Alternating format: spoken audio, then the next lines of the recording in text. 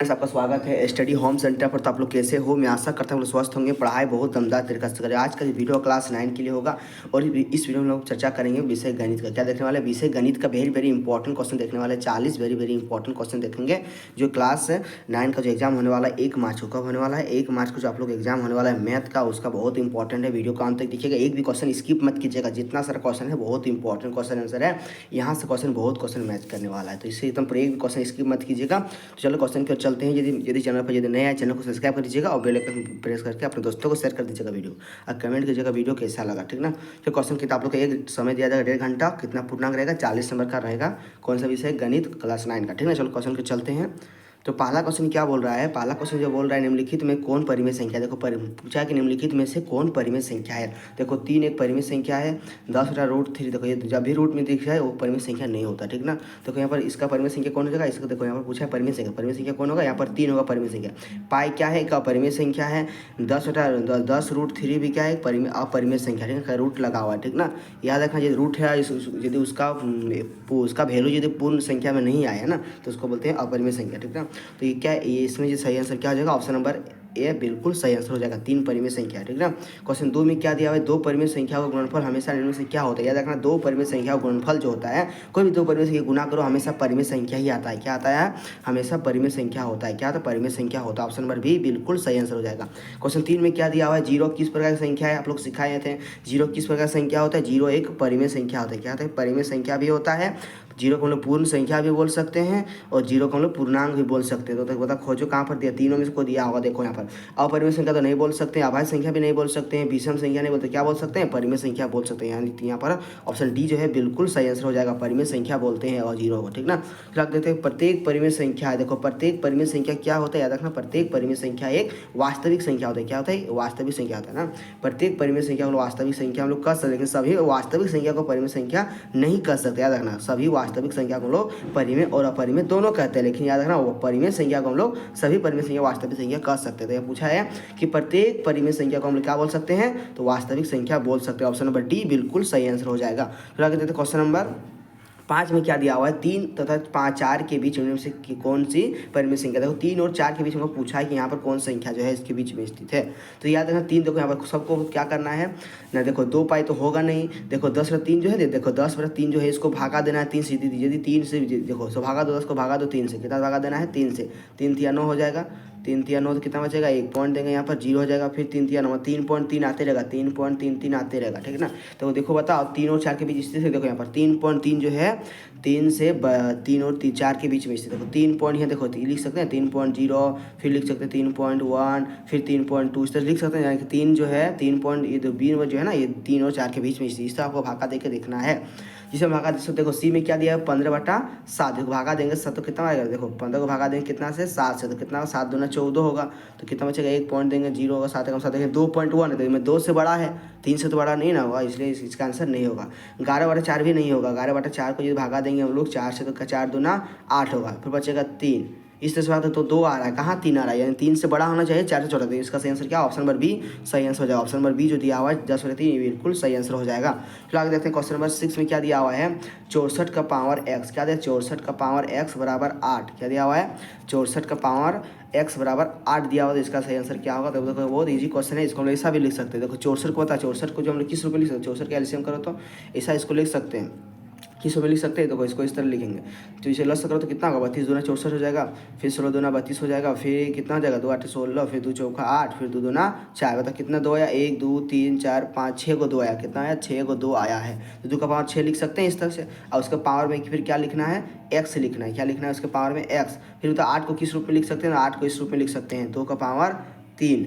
देखो इसको और एक अच्छा तरीका से हम सॉल्व कर सकते हैं। किस रूप में? देखो इसका और एक अच्छा तरीका है, इसका हम लोग इस तरह सॉल्व कर सकते हैं। 64 का पावर जो दिया हुआ है, 64 का पावर x दिया हुआ है, 64 का पावर और एक तरीका से हम सॉल्व कर सकते हैं। उसका पावर x बराबर 8 दिया है ना, तो इसको हम ऐसा भी सॉल्व कर सकते हैं। इसको जो इस किस तरह सॉल्व करेंगे? देखो यहाँ 64 का पावर x दिया हुआ है, लेकिन 64 का पावर x बराबर, देखो इसको सॉल्व कर उसी तरीके से सॉल्व हो जाएगा। देखो यहाँ पर 64 का पावर x दिया हुआ है। देखो सॉरी यहाँ पावर में दिया हुआ है ना, नीचे क्या था 64 का पावर x बराबर 8 था। उससे 64 का लसा कितना आया था, मैं 64 का जब एलसीएम लिए थे कितना है, तो 2 का पावर कितना आया था 6 आया था। इसका पावर में फिर कितना है x, तो x लिख दिए। फिर 2 का 8 का कितना हुआ था, 2 का पावर 3 आएगा, होगा कि नहीं। अब तो इसे बताओ कौन फार्मूला लगा हुआ है 2 का, देखो ये फार्मूला जो है a का पावर m इंटू n के फार्मूला में है कि नहीं, तो यहाँ पर वही फार्मूला है। तो क्या होता है फार्मूला उसका जो फार्मूला होता है a का पावर m इंटू n होता है ना। तो लिखेंगे 2 का पावर इसको दोनों गुना करेंगे तो कितना होगा 6x हो जाएगा बराबर।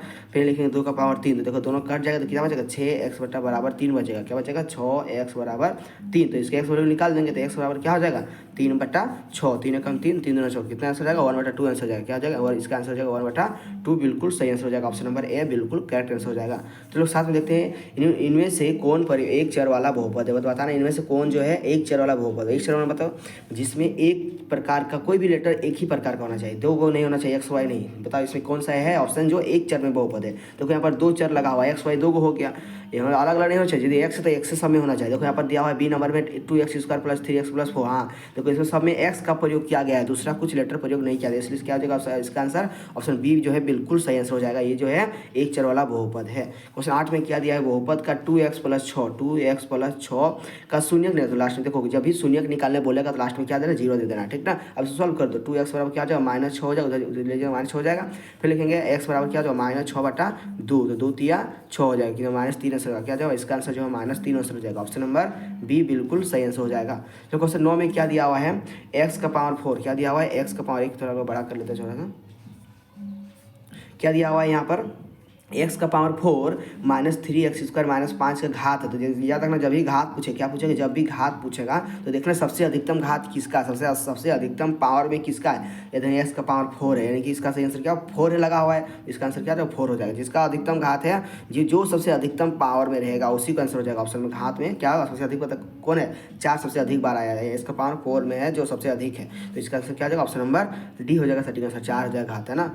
देखो 10 में क्या दिया हुआ है कि px बराबर x - 1, तो p यदि जी देखो p 0 का मान होगा, यानी जहाँ देखो यहाँ पर px ठीक है बराबर क्या दिया हुआ है px - 1। अब बोल रहा है कि p यहाँ लिया ना x जहाँ में कितना कितना लेना 0 लेना, देखो x का वैल्यू कितना होगा 0 हो गया, तो जहाँ पर x दिखा तो क्या लिखना 0 लिखना, 0 - 1 हो जाएगा कि देखो x जब 0 लिख दिए, क्या देखो यहाँ पे x जगह में क्या है 0 है, तो हम भी x की जगह में क्या लिख दें 0, तो घटाएंगे तो कितना होगा -1 बचेगा। क्या हो जाएगा इसका आंसर -1 आंसर सही आंसर हो जाएगा। ऑप्शन नंबर सी बिल्कुल सही आंसर हो जाएगा। फिर आगे देखते क्वेश्चन 11 में क्या दिया हुआ है, 2x³ - 5x² - x + 3 में x² के गुणांक, देखो x इसका गुणांक पूछा है, तो बताओ इस बहुपद में x² की जगह में बाहर में कौन संख्या गुना किया गया है। तो देखो -x² लिखा हुआ है, तो इसके बाहर में क्या गुना किया गया है -5, तो उसी को बोलते हैं गुणांक, तो इसका सही आंसर क्या हो जाएगा -5, इसका सही आंसर हो जाएगा। 12 में क्या दिया, यदि किसी बहुपद क्या दिया, यदि किसी बहुपद px x का पावर 31 + 1, तो ये पूछा कि x - 1 से विभाजित किया जाता है तो ये शेषफल होगा, मतलब x - 1 से को भागा देना। तो भागा देने का क्या मतलब, सिंपल से को दूसरा तरीका भी होता है, भागा दो या तो लंबा हो जाएगा यहाँ पर, तो भागा नहीं देंगे, सिंपल सा इसका पहले शून्य निकालेंगे, तो लास्ट में 0 लगा देंगे, एक्स पावर कितना हो जाएगा 1 हो जाएगा, एक्स पावर कितना निकल गया 1, तो जहाँ जहाँ यहाँ पर एक्स दिख रहा है वहाँ पर क्या लगाएंगे 1 लगा दें। तो यहाँ पर क्या दिया एक्स का पावर 31 दिया है +1, तो ऐसे हम क्या लिखेंगे 1 लिखेंगे, 1 का पावर कितना हो जाएगा 31 + 1। अब आता है 1 को जिधर 31 बार गुणा तो 1 ही आएगा ना, प्लस फिर 1, तो कितना हो जाएगा 1 और 1 2 हो जाएगा। सही आंसर किया जाए ऑप्शन नंबर इसका डी नंबर बिल्कुल सही आंसर हो जाएगा। चलो क्वेश्चन नंबर 13 में क्या दिया हुआ है, निम्न में कौन सा बहुपद द्विपद है, मालूम करना है कौन सा पद जो द्विपद मतलब जिसका 2 को लगाओ, जिसे बोलेंगे 5x, कैसा पद है एक पद है। अब बोलेंगे 5x + 2, तो क्या 2 हो गया, एगो इधर एगो इधर 2 को, इसका उसे बोलते हैं द्विपद। बताओ यहाँ पर इसका बताओ ए में क्या दिया हुआ है, ए में इसका नहीं होगा, ये जो 3 पद है, देखो यहाँ पर x² एगो पद हो गया, 9x 2 हो गया, ये 3 हो गया, 3 को पद हो गया यहाँ पर। लेकिन देखो यहाँ पर एक पद है, यहाँ पर 2 पद लगा हुआ है, इसका सही आंसर क्या है ऑप्शन नंबर सी बिल्कुल सही आंसर हो जाएगा। तो 14 में क्या दिया हुआ है, x² - 9x + 14 का गुणनखंड है, तो गुणनखंड किस तरह निकालते हैं इसका, याद रखें पहले फर्स्ट क्लास से गुना करते हैं, फर्स्ट क्लास से कितना गुना करने पर आएगा 14x² आएगा, ठीक ना। अब देखो जिसको ऐसा 14 को ऐसा 2 को संख्या हम तोड़ो जिसको गुना करने पर इतना आना चाहिए 14, और जोड़ने घटाने पर -9x आना चाहिए, ठीक है। कैसे करेंगे, 14 आता है ना, तो लिखेंगे x² माइनस, ठीक ना। अब 9x को ऐसा 2 को संख्या हम तोड़ो जिसको गुना करने पर कितना आएगा 14 आएगा। देखो 9x को तोड़ना है, सॉरी 9x को तोड़ना है, दो रूप में करना है इसको, जो गुना करने पर आएगा वह 14, अब कितना है 14x² था ना, इसको गुना करने इतना कितना आना चाहिए, और घटाने पर कितना चाहिए, -9x आना चाहिए। घटाए चाहे जोड़ो कुछ भी करने से -9x आना चाहिए। तो कौन कौन संख्या लेंगे, देखो 7x लेते हैं, और देखो क्या लेंगे -2x लेंगे, तो आ जाएगा आराम से। देखो 7 दूनी 14 हो जाएगा, तो 14x² हो जाएगा, माइनस प्लस हो जाएगा। फिर देखो माइनस क्या था, प्लस होता है, 7 + 2 9 हो जाएगा, तो -9 हो जाएगा। इसको इसी तरह बनाएगा, -x x² -7x -2x हो जाएगा। फिर लिखेंगे यहाँ +14। अब देखो इसमें कॉमन क्या मिल रहा है, देखो इसमें कॉमन जो मिल रहा है x कॉमन मिल रहा है, मिलेगा कि नहीं, यहाँ पर 2x यहाँ पर 1x, देखो मिल गया कॉमन, तो बचा कि यहाँ पर यहाँ x बचा, फिर -7 बचा। फिर तो पता है इसमें कॉमन क्या, देखो तो 14 जो है यहाँ पर 2 × 7 लिख सकते हैं, 14 को हम लोग 2 × 7 लिख सकते हैं कि नहीं, लिख सकते हैं सर। तो इसमें कॉमन क्या मिलेगा ना, 2 मिलेगा, क्या 2 कॉमन मिलेगा, तो इसे माइनस लिख दिए। अब 2 इसको कॉमन मिला तो लिख दिए 2। अब बचा किया यहाँ पर x बचा। फिर यहाँ पर देखो जब भी माइनस कॉमन लेते हैं तो चिन्ह उल्टा कर देगा अंदर में, तो यहाँ प्लस था यहाँ माइनस कर देगा, और यहाँ पर कितना 7 बचा, 7 लिख दिए। अब इसमें कॉमन क्या मिल रहा है ना, ये दोनों कॉमन मिल रहा है, x - 7 बचा कि x - 2, तो लिखेंगे पहले यहाँ पर कॉमन जो मिला उसको लिख लो, x + 7 मिला, और बचा क्या x - 2। ये खोजो कहाँ पर दिया हुआ है, x + 7 और x - 2, x + 7 सॉरी x - 7 होना चाहिए, यहाँ पर वहाँ पर x - 7 था ना अंदर में, तो इसका आंसर क्या था, x - 7 था, सॉरी ऑप्शन बी बिल्कुल सही आंसर हो जाएगा, x - 7 फिर x × x - 2 होगा, सही ऑप्शन नंबर बी बिल्कुल सही आंसर हो जाएगा। देखो आकृति देखकर, देखो क्या बोला, आकृति देखकर निम्नलिखित प्रश्नों के उत्तर दीजिए। क्या बोला है, आकृति को देखकर सही उत्तर देना है। जो आकृति को देखते हैं इसका आंसर देखते हैं। पहले क्वेश्चन पढ़ेंगे। क्वेश्चन 15 में क्या दिया, बिंदु बी का निर्देशांक, मतलब बिंदु बी खोजो, पहले खोजेंगे बिंदु बी पर कहाँ पर है, देखो बिंदु बी यहाँ पर है ना, तो इसका निर्देशांक क्या होगा, याद है जब भी निर्देशांक पूछेगा तो पहले x का मान लेना है, फिर y का मान ढूंढना है। तो पहले x बताइए, x का मान कितना है, देखो यहाँ पर इस तरह दिया हुआ है, तो x का मान कितना है, -5 दिया हुआ है, और y का मान में 2, तो ये बिल्कुल सही आंसर हो जाएगा, -5,2। खोजो -5,2 कहाँ दिया, ऑप्शन नंबर सी बिल्कुल सही आंसर हो जाएगा। क्वेश्चन 16 में क्या बोला है, निर्देशांक -3, -5 द्वारा पहचाना गया बिंदु मालूम करना है, -3, -5 कौन सा बिंदु है। देखो प्ले एक्स में क्या है, -3 दिया है, वाई में -5, तो प्ले एक्स में खोजेंगे -3 यहाँ पर दिया हुआ है, वाई में -5, तो देखो -5 कहाँ है, यहाँ पर लगा हुआ है, यानी कि कौन सा बिंदु है, यहाँ पर ई बिंदु लगा हुआ है, कौन सा बिंदु, तो इसका सही आंसर क्या हो जाएगा, ऑप्शन नंबर बी बिल्कुल सही आंसर हो जाएगा। फिर आगे देखिए क्वेश्चन 17 में क्या है, डी का भुज पूछा है, क्या पूछा है, डी का भुज, क्या पूछा है, डी का भुज। तो पहले खोजेंगे, क्या खोजेंगे, पहले डी खोजेंगे, डी खोजो कहाँ पर है, तो डी पूछे, देखो भुज का मतलब होता है जो x का मान होता है उसी को बोलते हैं भुज। भुज कहने का जिसका x का मान हो उसी को बोलते हैं भुज। डी मेरा यहाँ पर है, तो डी का बोलो x का मान क्या है, देखो भुज कहने का जो x का मान रहता है उसी को बोलते हैं भुज। मतलब डी की जगह में x का मान क्या हो जाएगा, x का मान 6 है, तो लिखेंगे यहाँ पर डी का भुज क्या हो जाएगा, 6 हो जाएगा। यदि पूछे कोटि, तो याद रखना कोटि को बोलते हैं x y के मान को हम लोग कोटि बोलते हैं, ठीक ना, याद रखना। तो पूछा बिंदु h की कोटि, पहले बिंदु h खोजेंगे और y का मान देखना पड़ेगा, कोटि पूछ दिया इस बार, तो बिंदु h कहाँ पर दिया हुआ है, यहाँ पर। इसमें तो y का मान क्या है, तो y का मान देखो ये लो y होता है, तो ये लो y का मान कौन है, -3 है, तो इसका कोटि क्या हो जाएगा, -3, इसका आंसर हो जाएगा -3, ऑप्शन नंबर बी बिल्कुल सही आंसर हो जाएगा। 19 में क्या दिया, बिंदु m का निर्देशांक बता, बिंदु m का निर्देशांक क्या हो जाएगा, बिंदु m का निर्देशांक पूछा है, बिंदु m का निर्देशांक। तो पहले बिंदु m खोजेंगे कहाँ पर है, देखो बिंदु m जो है यहाँ पर है, यहाँ पर है, तो इसमें पहले हमको जब भी निर्देशांक पूछते हैं तो पहले हमको x खोजना पड़ता है, फिर उसके बाद y खोजना पड़ता है। तो x का मान कितना होगा, -3 होगा, y का कुछ नहीं, बिंदु यहीं पे लगा ना, y का मान 0 हो जाएगा, कितना होगा, -3, 0, इसका सही आंसर हो जाएगा, -3, 0, ऑप्शन नंबर बी बिल्कुल सही आंसर हो जाएगा। फिर आगे देखते हैं क्वेश्चन नंबर 20 में क्या दिया हुआ है, x अक्ष और y अक्ष के कटान बिंदु को क्या बोलते हैं, याद रखना x उसका, देखो x अक्ष इसको बोलते हैं और y अक्ष के कटान बिंदु क्या बोलते हैं, इस जगह क्या बोलते हैं, इसको बोलते हैं मूल बिंदु, क्या बोलते हैं, इसको मूल बिंदु कहते हैं, याद रखना, इसको क्या बोलेंगे, उसको बोलेंगे मूल बिंदु, क्या बोलेंगे, उसको बोलते हैं मूल बिंदु, ऑप्शन नंबर डी बिल्कुल सही आंसर हो जाएगा, मूल बिंदु। चलो आगे देखते हैं क्वेश्चन नंबर 21 में क्या दिया हुआ है, यदि 2,0 रेखिक समीकरण 2x + 3y = k का एक हल है तो k का मान होगा, बता k का मान कैसे निकालेंगे, याद रखना यहाँ पर देखो 2, क्या दिया हुआ है 0, तो याद हम जानते हैं क्या, फर्स्ट में क्या होता है x का मान होता है, लास्ट में क्या होता है y का मान होता है, यदि x का मान 2 है और y का मान 0 है। अब यहाँ पर देखो ये समीकरण दिया हुआ है 2x + 3y = k, इसमें क्या करेंगे x और y का मान बैठा था, x का मान कितना, देखो x का मान जहाँ कितना लिखेंगे 2 लिखेंगे, y जहाँ कितना लिखेंगे 0 लिखेंगे, तो सॉल्व करते हैं इसको। देखिए देखो यहाँ पर 2x है तो लिखेंगे 2x लिखेंगे 2 गुना देंगे, फिर x का वैल्यू कितना है, x का वैल्यू मेरा 2 है तो 2 लिख दिए, फिर यहाँ पीछे प्लस है, प्लस देंगे, फिर लिखेंगे 3 × y, तो y का वैल्यू कितना है, y का वैल्यू 0 है, बराबर k है, इसको सॉल्व करेंगे तो 2 दूना कितना होगा 4, फिर 3 शून्य के शून्य कितना होगा, शून्य ही होगा, 3 शून्य के शून्य होगा, कितना शून्य ही हो जाएगा, बराबर कि इधर के है, ठीक ना। तो इसका आंसर क्या देखो यहाँ पर 4 0 क्या होगा 4 हो जाएगा, बराबर के हो जाएगा, सही आंसर क्या हो जाएगा, के बराबर मेरा 4 आ गया, कितना आ गया, के बराबर मेरा 4, ऑप्शन नंबर ए बिल्कुल सही आंसर हो जाएगा, ऑप्शन नंबर ए जो दिया है बिल्कुल सही आंसर दिया हुआ है।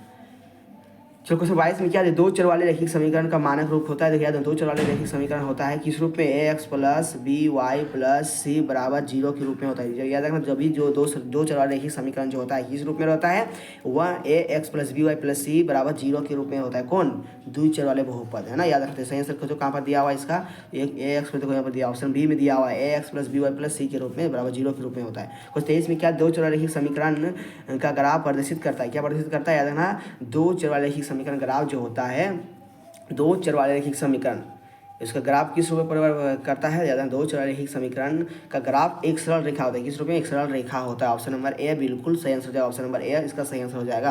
क्वेश्चन 24 में क्या दिया हुआ है, एक्स बराबर 5 लेना, वाई बराबर 2 लेना। एक्स देखो, एक्स का वैल्यू दे दिया है 5 और वाई का वैल्यू कितना दिया हुआ है 2। तो बोला इनमें से किस समीकरण का हल है।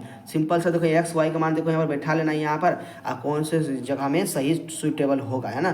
तो बताओ, एक्स का मान बैठाओ सभी जगह में, यानी ए में चेक करो, बी में चेक करो, सी में चेक करो, डी में भी चेक करो, बताओ किस में सही आएगा आंसर, ठीक ना। मैंने इसमें सही यहाँ पर दी। देखो चलो हम चेक करते हैं पहले, जान तो पहले चलो क्वेश्चन नंबर सी को चेक करते हैं। हमको ऑप्शन नंबर सी सही है, जान रहे हैं ऑप्शन नंबर सी सही होगा ना। देखो यहाँ पर एक्स प्लस वाई दिया है, क्या दिया, एक्स प्लस वाई बराबर 7 होना चाहिए। क्या बोला है, एक्स और वाई को जो जोड़ने पर कितना आना चाहिए, 7, बिल्कुल सही आंसर है। देखो एक्स का मान कितना है सर, ना 5 है, लिख दिए 5, और वाई का मान कितना है ना 2 है, तो लिख दिए 2। तो बताओ 5 2 7 होगा कि नहीं, तो बिल्कुल सही सुइटेबल खा गया। ऑप्शन नंबर सी भी है, बिल्कुल सही आंसर हो जाएगा, ऑप्शन नंबर सी सही आंसर हो जाएगा। 25 का क्या दिया, रैखिक समीकरण 2x प्लस 3y बराबर 12 का एक हल है। उसी तरह क्वेश्चन पूछा है कि यदि नीचे यहाँ एक्स वाई का मान दिया हुआ है, बताओ इसको किसको वहाँ पर रखें, एक्स वाई का मान। देखो ये पहला में क्या दिया हुआ है, ए नंबर में, ए में दिया हुआ है 2,3, है ना। यानी एक्स का मान 2 है, वाई का मान 3 है, तो एक्स का मान यहाँ पे बैठा के देखो और वाई का मान बैठा के देखो यहाँ पर, यदि 12 है तो सही है, मतलब इसका आंसर सही हो जाएगा। तो इसका आंसर पहले चेक करते हैं किसको, इसका आंसर पहले ए नंबर चेक करते हैं, ठीक ना। पहले चलो इसको पहले सी नंबर चेक करते हैं, सी नंबर, ठीक ना। इसका लगा सी नंबर ही सही होगा लग रहा है ना। ये देखो एक्स का वैल्यू कितना है, सी में 3 है, और वाई का वैल्यू कितना है, सी में 4 है, ठीक ना। अब इसको समीकरण को लिखेंगे, यहाँ बैठाएंगे मान को, लिखेंगे 2 गुना एक्स का वैल्यू कितना है ना 3 है, तो लिख दिए 3, फिर दिया हुआ है बीच में क्या दिया है, प्लस दिया, तो प्लस लिखेंगे, फिर 3y लिखा है, तो 3 गुनी वाई का वैल्यू कितना है सर, वाई का वैल्यू 4, तो लिख दिए 4 बराबर कितना होना चाहिए, 12 होना चाहिए। देखते हैं 12 होगा कि नहीं। 3 दूना कितना होगा 6, प्लस 4 दिया कितना, तो 12 हो जाएगा, ठीक ना। बराबर कितना, तो ज़्यादा हो रहा है 18 हो जा रहा है, तो इसका आंसर नहीं होगा, ठीक ना। देखो यहाँ पर 2 था, यहाँ 2 लिख दिए, फिर था एक्स वैल्यू कितना होगा 3, तो यहाँ लिख दिए 3, 3 तो 6, इसका आंसर नहीं होगा, 12 का नहीं आ रहा है, 24 आ रहा है, जब ज़्यादा आ रहा है ना 18 जा रहा है ना। चलो इसका भी एक बार बी चेक करते हैं, बी नंबर चेक करेंगे, ठीक ना। बी नंबर को चेक करेंगे एक बार। देखो याद रखना, कभी भी मेरे दोस्त याद रखने को अच्छा, बहुत इंपॉर्टेंट ट्रिक बता रहे हैं, बहुत इंपॉर्टेंट ट्रिक जो 100% वर्क करता है, ठीक ना। याद रखना, जब भी कभी भी एमसीक्यू क्वेश्चन आ जाए आप लोग एग्जाम में, क्या आ जाएगा, एमसीक्यू क्वेश्चन, एमसीक्यू मतलब ऑब्जेक्टिव क्वेश्चन, जब भी आप लोग एग्जाम होगा किसी भी परीक्षा में, याद रखना, यदि आप लोग आंसर यदि मालूम नहीं है, कभी यदि आप लोग पढ़ के नहीं गए हो, यदि इसका आंसर यदि मालूम नहीं है, तो याद रखना तुक्का लगाना। क्या तुक्का है, याद रखना, कभी भी आंसर जो होता है, किसी भी क्वेश्चन का आंसर जो होता है अधिकतर बी और सी होता है, अधिकतर याद रखना बी और सी में ही ज़्यादा आंसर होता है। याद रखना, जब भी आप लोग एग्जाम देके आओगे, आपको मिला के देख लेना, ज़्यादातर आंसर जो होगा बी और सी में आपको आंसर छुपा रहता है, याद रखना है बी और सी में, है ना। ए और डी में बहुत शायद में रहता है, 95% जो होता है वो कहाँ पर होता है, बी और सी का आंसर सही होता है। और जो 5% जो है वो 3% जो होता है वो कितने, देखो 4% जो होता है, 3% नहीं 4% जो होता है ए नंबर का आंसर लगभग होता है, और 1% सिर्फ आप लोग का डी नंबर होने का चांस होता है, याद रखना है ना। लेकिन आप लोग जब भी देखोगे बी और सी को ज़्यादा टिक लगाने का प्रयास करो, ठीक ना, अधिकतर।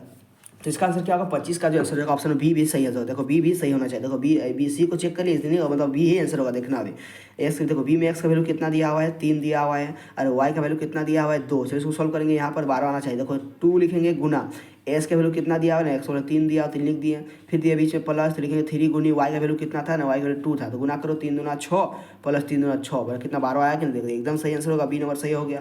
याद रखना, अधिकतर क्वेश्चन जो होता है बी और सी का आंसर सही होता है। क्वेश्चन 26 में क्या दिया हुआ है, यदि बिंदु 2,3, क्या 2,3, तो एक्स प्लस वाई बराबर के। इसमें तो बहुत इजी क्वेश्चन है, के का मान निकालना है, बहुत इजी क्वेश्चन। एक्स का वैल्यू कितना है वो 2 और वाई का वैल्यू कितना है 3, तो आराम सॉल्व करो। यहाँ पर बोल दिया एक्स प्लस वाई, तो लिखेंगे एक्स प्लस वाई बराबर के। एक्स वैल्यू कितना है, एक्स का वैल्यू 2 है, प्लस वाई का वैल्यू कितना है 3, तो बराबर क्या लिखेंगे, के लिखेंगे, तो 3 2 क्या होगा 5, यानी के बराबर कितना हो गया 5 हो गया। ऑप्शन नंबर डी बिल्कुल सही आंसर हो जाएगा। क्वेश्चन 27 में क्या दिया है, रैखिक समीकरण 4x प्लस 3y बराबर 12 का आलेख एक्स अक्ष के किस बिंदु पर प्रतिच्छेद करेगा। बहुत ही इंपॉर्टेंट क्वेश्चन है, उसी तरह क्वेश्चन करना है सिंपल सा वही रूप में। अभी 26 से 25 नंबर जैसा क्वेश्चन आ गया, ठीक ना। उसी तरह क्वेश्चन को सॉल्व करना है। इसको बता इसको कौन सा समीकरण यहाँ रखेंगे एक्स और वाई का मान जो आप लोग का सही सुइटेबल होगा, है ना।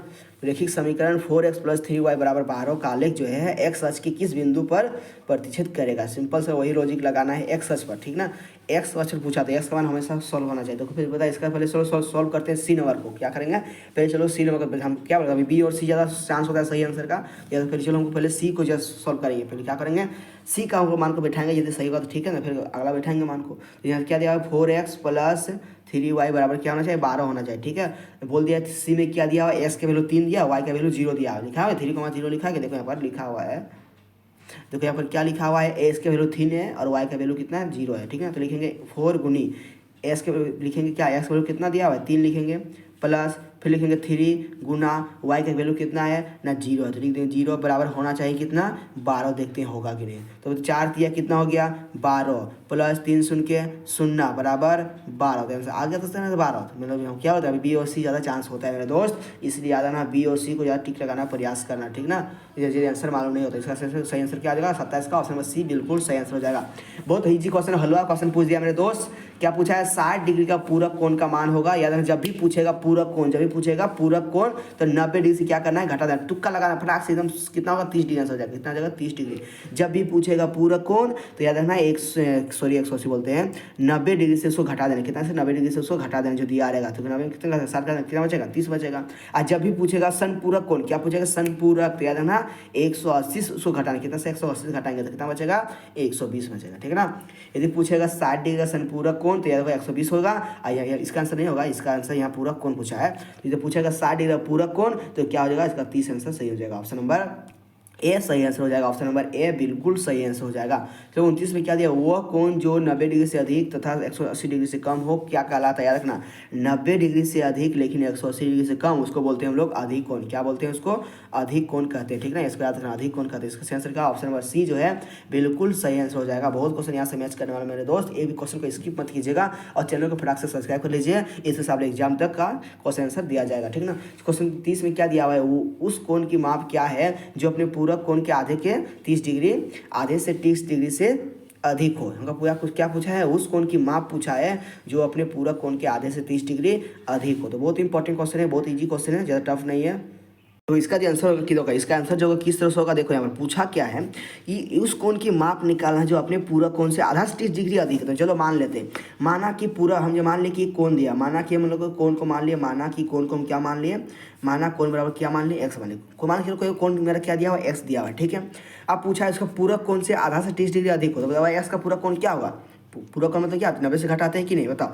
तो जो याद रखना है हमको एक्स डिग्री का पूरा कोण क्या होगा, तो 90 घटाओ एक्स होगा कि नहीं। अब बोले आधे से 30 डिग्री अधिक, तो आधा कर देंगे इसको, और 30 डिग्री अधिक है लिख दिए।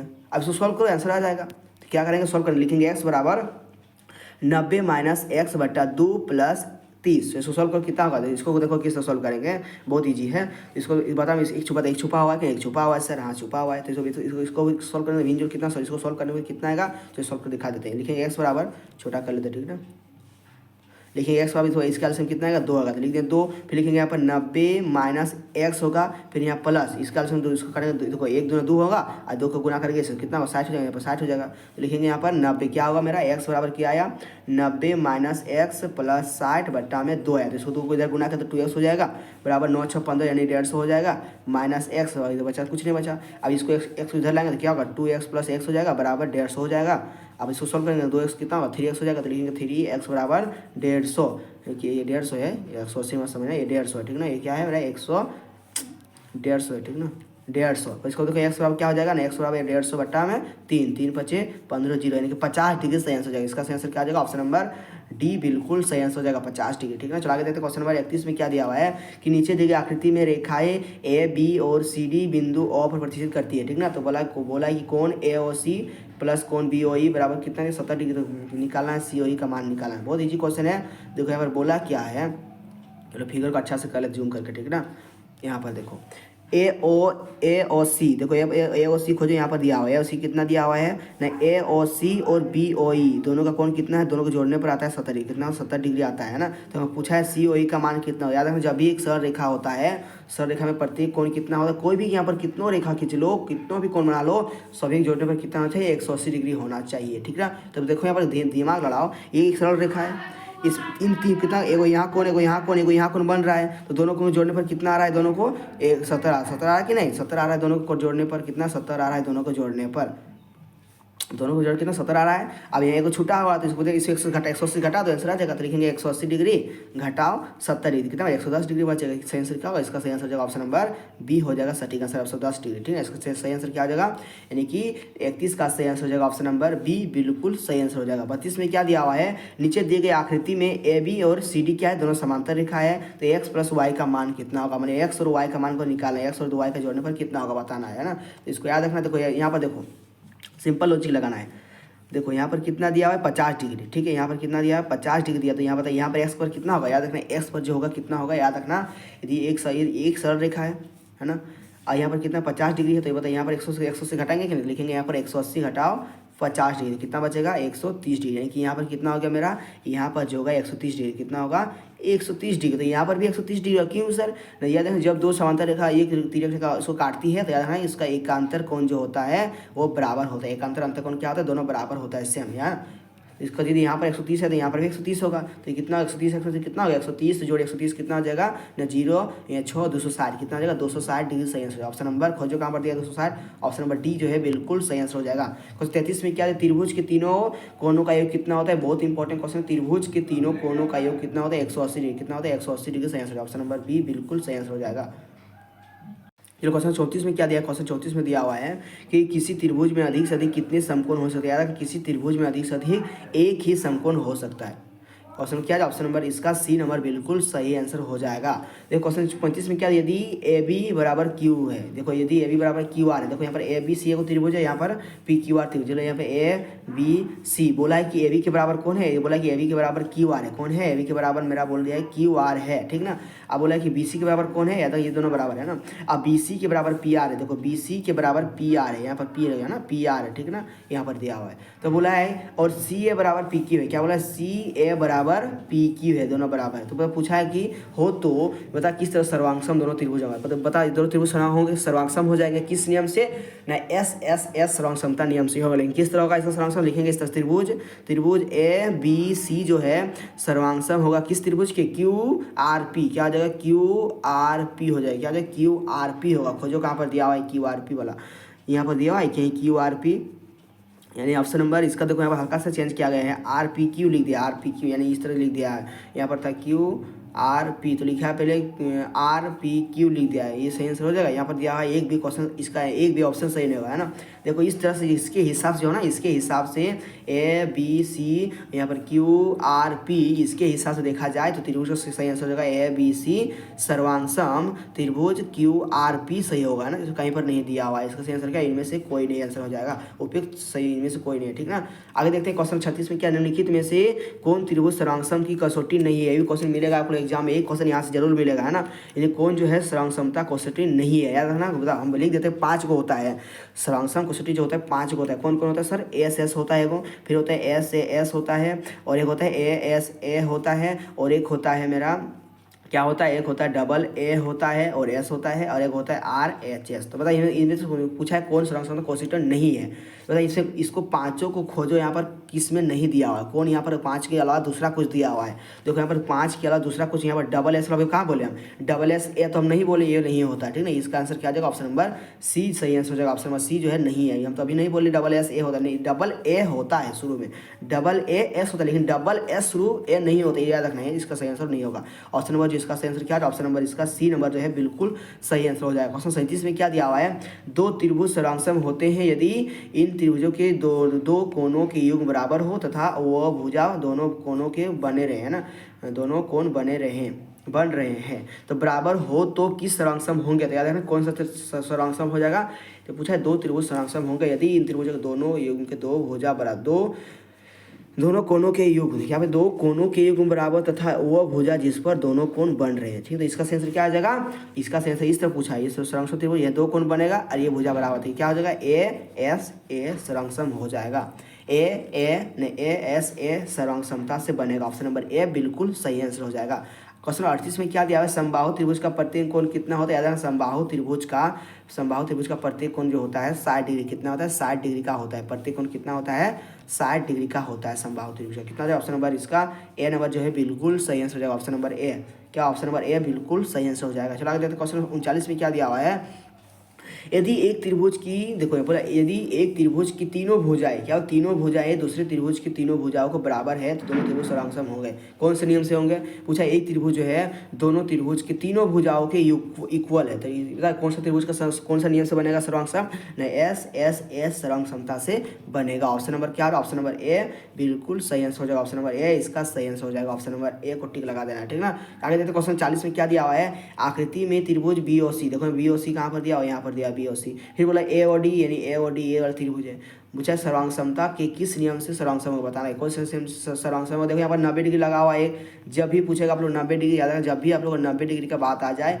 यहाँ पर 1 मिनट 90 डिग्री नहीं दिया हुआ है, देखो यहाँ पर जो है हल्का सा मिस्टेक है, ठीक है ना, हल्का सा मिस्टेक नहीं है, क्वेश्चन जो है बी ओ डी, देखो B O D B O C है, बी ओ सी इस त्रिभुज में, और इस त्रिभुज को पता कौन सा नियम सर्वांगसम हो जाएगा, देखो यहाँ पर इसमें क्या हो जाएगा, एक भुजा बराबर दिया हुआ है यहाँ पर, ठीक है, 90 डिग्री भी बराबर दिया हुआ है, और क्या हो जाएगा, और ये बराबर हो जाएगा, ठीक है ना। सही आंसर का ऑप्शन नंबर जो है इसका सही आंसर हो जाएगा ऑप्शन नंबर सी, जब भी आप लोग को 90 डिग्री साइन दी जाए, क्या देखो यहाँ पर जब भी आप लोग को मिल जाए 90 डिग्री का साइन, कैसे इस तरह से, जिसमें चलो इस तरह दिया हुआ एक रेखा है ना, यहाँ पर जो दिख जाता है 90 डिग्री साइन जो है ना, ये 90 डिग्री साइन होता है जिसको बोलते हैं हाइपोटेनस का, हाइपोटेनस राइट एंगल बोलते हैं जिसको हम लोग, है ना। या जब भी आप लोग इस तरह सीन देखते समझिए कौन सा नियम से बनने वाला है, RHS से, कौन सा नियम RHS से इस सर्वांगसम दोनों त्रिभुज होंगे, ऑप्शन नंबर इसका सी नंबर जो है बिल्कुल सही आंसर हो जाएगा। लवी दोस्तों thank you, Vande Mataram, video समाप्त हो गया। क्वेश्चन 40 को बहुत इंपॉर्टेंट क्वेश्चन था, ये क्वेश्चन बहुत आप लोग एग्जाम में इंपॉर्टेंट होने वाला है, इसको अंत तक देखिएगा, अंत तक देख लीजिएगा, ठीक है। तो कमेंट कीजिए आप लोग कैसा लगा video, thank you, Vande Mataram. लवी दोस्तों नेक्स्ट लाएंगे हम साइंस का और एक वीडियो लाएंगे, इंग्लिश का भी शायद आप लोग है, हिंदी का भी आप लोग का एग्जाम होने वाला है आज, कल होने वाला है 1 मार्च को। Thank you.